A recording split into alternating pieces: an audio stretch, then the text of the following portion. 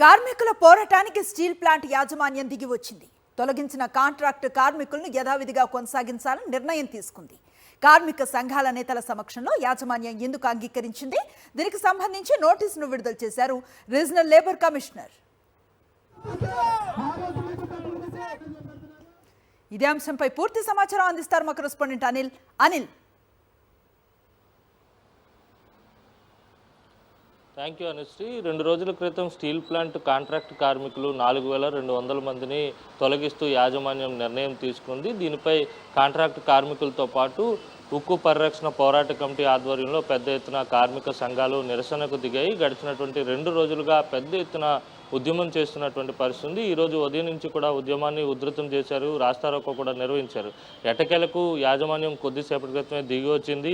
ఎవరినైతే 4200 మంది కాంట్రాక్ట్ కార్మికులను తొలగించామో వారందరినీ కూడా విధుల్లోకి తీసుకుంటామని చెప్పి ఇప్పటికే స్పష్టం చేసినటువంటి పరిస్థితి. దీనికి సంబంధించి regional labour commissioner K J Mahanti notice కూడా విడుదల చేశారు. కానీ ఇక్కడ ఒక సందేహం కార్మికుల్లో ఉంది.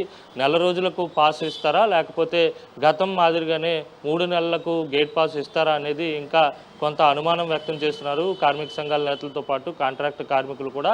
దానికి రేపు తెరపడేటువంటి అవకాశం ఉంటుంది. అయితే గతంలో కూడా లేబర్ కమిషనర్ ముందు చాలా అంశాలు యాజమాన్యం ఒప్పుకున్నప్పటికీ కూడా వాటిని నెరవేర్చలేనటువంటి సందర్భాలు కూడా ఉన్నాయని కార్మిక సంఘాల నేతలు చెప్తున్నారు. కానీ దీన్ని ఏ విధంగా అమలు చేస్తారో వేచి చూడాల్సి ఉంది. రేపటి నుంచి కార్మికులందరినీ కూడా యథావిధిగా విధులకు తీసుకుంటామనేది యాజమాన్యం లేబర్ కమిషనర్ ముందు చెప్పినటువంటి మాట. అది ఏ విధంగా అమలు చేస్తారనేది వేచి చూడాల్సి ఉంది. మరోవైపు రేపు కూడా ఉద్యమం కొనసాగిపోతుంది. రాష్ట్ర వ్యాప్తంగా విశాఖ ఉక్కు పరిరక్షణ కోసం రైతు సంఘాలన్నీ కూడా మద్దతు పలుకుతూ రాష్ట్రంలో ఉన్నటువంటి అన్ని జిల్లా కేంద్రాల్లోనూ మండల కేంద్రాల్లోనూ పెద్ద ఎత్తున నిరసన కార్యక్రమం చేపట్టబోతున్నారు.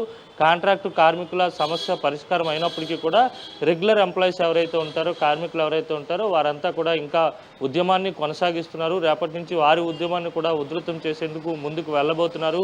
తొలగించినటువంటి హెచ్ఆర్ఏ కావచ్చు, ఇతరత్ర అలవెన్సులన్నీ తిరిగి ఇవ్వాలి, విశాఖ ఉక్కును పరిరక్షించాలి, లేని పక్షంలో సెయిల్లో విలీనం చేయాలనే డిమాండ్తో మరింత వేగంగా ముందుకు వెళ్ళేటువంటి ప్రయత్నం కూడా చేయబోతున్నారు. 4వ తేదీన రాజకీయ పార్టీల బలాన్ని కూడా కూడగట్టేందుకు విజయవాడలో పెద్ద ఎత్తున సమావేశం కూడా ఏర్పాటు చేయబోతున్నారు. ఏదేమైనప్పటికీ కూడా గడిచిన 2 రోజులుగా పెద్ద ఎత్తున కాంట్రాక్ట్ కార్మికులు చేస్తున్నటువంటి ఉద్యమానికి యాజమాన్యం దిగి వచ్చిందనే చెప్పాలి. వీరందరినీ ఎవరంటే ఇప్పటివరకు 4200 మందిని తొలగిస్తున్నామని నిర్ణయం తీసుకుందో వారందరినీ కూడా పూర్తిగా విధుల్లోకి తీసుకుంటామని యాజమాన్యం స్పష్టం చేసింది. కానీ విధి విధానాలు ఇంకా ఖరారు కాలేదు. ఏ మేరకు ఆ విధానాలు అమలు చేస్తారనేది ఇంకా వేచి చూడాల్సి ఉంది Anusri. Right, thank you Anil.